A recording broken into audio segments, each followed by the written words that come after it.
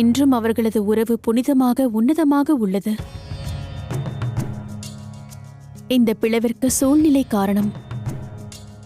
ஆனால் உறவுகள் சூழ்நிலையை எதிர்த்து போராட வேண்டி உள்ளது. தனது உறவின் உன்னத தன்மையை நிரூபிக்க வேண்டி உள்ளது.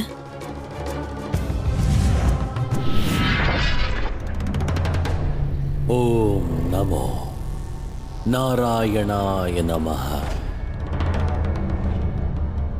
தாங்கள் கூறியது சரிதான் தாயே. ஒரு புறம் மகாதேவரும் நாராயணரும் ஒருவரை ஒருவர் பூஜிக்கிறார்கள்.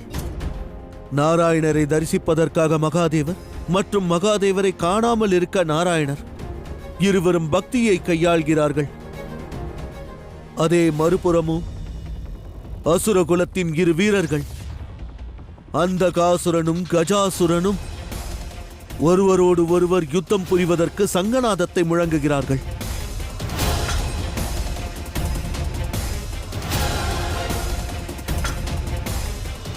உறவு என்ற சங்கலியால் இவர்களும் சரி அவர்களும் சரி பிணைக்கப்பட்டுள்ளார்கள்.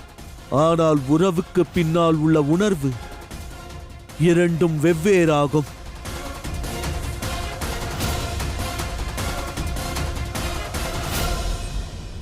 ஓம் நம சிவாய. கஜாசுரா, மதிகட்ட சிவபக்தனே, பார், நுழைவாயிலில் உன் மரணம் நிற்கிறது. ஓம் நம சிவாய. ஓம் நம சிவாய.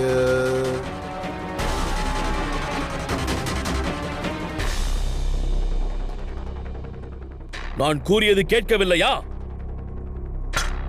ஓம் நம சிவாய.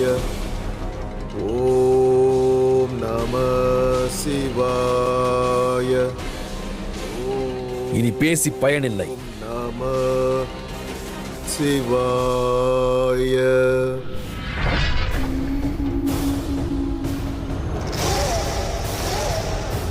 ஓம் நம சிவாய.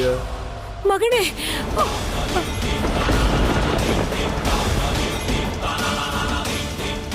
ஓம் நம சிவாய. ஓம் நம சிவாய. ஓம் நம நாராயணாய நமஹ. ஓம் நம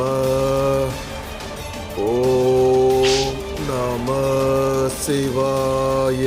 ஒரு சிவபக்தன் மற்றொரு சிவபக்தன் சிவ பூஜை செய்யும் வேளையில் இவ்வாறு வேதனையை அனுபவிப்பதை காண இயலவில்லை. ஓம் நம என்னை மன்னித்துவிடு அசுரமாதா. நான் வெளியில் காத்துக் கொண்டிருக்கிறேன்.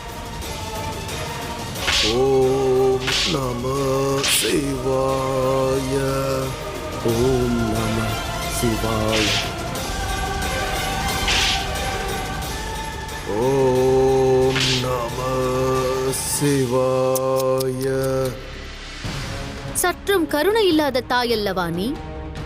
மகனின் காயத்தை கண்ட பிறகும் கூட அமைதியாக நிற்கிறாய். அன்னையின் எண்ணத்திலிருந்துதான் மைந்தனின் வாழ்க்கை தீர்மானிக்கப்படுகிறது. நீ உனது மைந்தனுக்கு தீய வழியை கற்பித்தாய். வரமளித்த பிரம்மதேவரின் கண்களையே மறைப்பதற்கு கற்றுக் கொடுத்தாய். ஆனால் நானோ என்னுடைய மைந்தனுக்கு தர்மத்தை கற்றுக் கொடுத்தேன். ஓம் நம